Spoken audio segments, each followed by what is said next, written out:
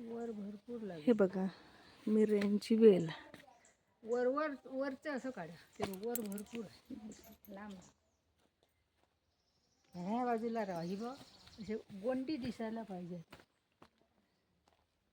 ते ऊन येते ना वरती त्याच्यामुळे नाही दिसत. हे बघा ही मिऱ्यांची वेल. सावळे ग्राउंड काढा. ह्या बाजू गोडी नाही. नाही जाऊ हो, पण बघा ना किती आलेत मिरे मस्तच. हे बघा, हे बघा मिऱ्यांची वेल.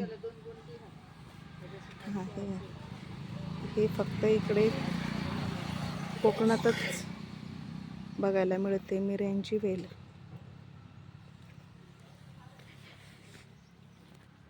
ही पिकल्यानंतर सुकतात ना माई, तेव्हा काळी दिसतात ना. ती पिकल्यानंतर आता काढणार आणि मग ती सुकवणार आणि ती मळणार. हा हा हा, ही बघा ही मिऱ्यांची वेल.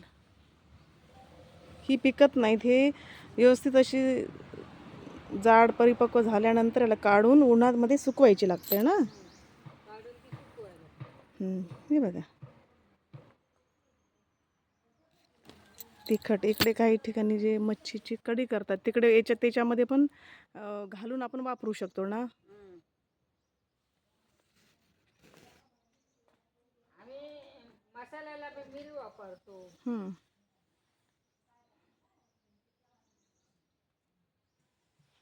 खूप आहेत, बरीचशी इकडे खूप वेली आहेत, बरीचशी आहेत. हे बघा वरती तर खूप आहेत पण दिसत नाहीत उन्हाने ते. वर आहे, खाली नाही. खाली वस्ती मारायला वर आहे. खालची एक एक आहे ना, ती एकच लागलेली.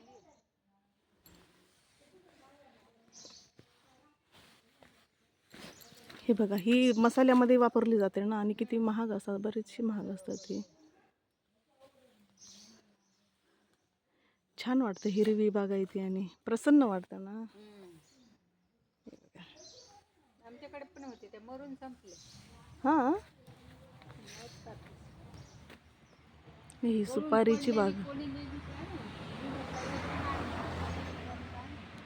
हे बघा सुपारी नारळाची जी झाडं जी ही असतात माडाची आणि सुपारीची झाडं, त्याला ही अशी वेल लांबून दाखवते, गुंफून गुंफून वरती जाते. तेच सांगते वरची ती. हा ही बघा ही अशी ह्या बाजूला अशी राहा, पोपडीच्या बाजूला मग ती गोष्ट येणार. हा हा, हे बघा खूप आहेत. अशी नारळाच्या माडावरती परत का हे कसली म्हणजे सुपारीची झाडं ना ही. सुपारी ते ही सुपारी लागलेली. हा हातीची येते आले बघ, ही सुपारीची झाडं. ते दोन्ही फांदे येणार पिकलेले आणि ते. हे बघा पिकलेली पिवळी कशी दिसत आहेत आणि ती हिरवी हिरवी. दोन्ही जवळून दाखवते झूम करून. हे बघा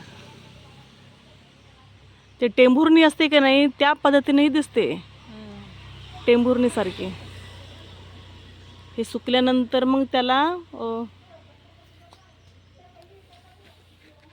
हे बघा ही मिऱ्यांची वेल अशी. गेले आजीला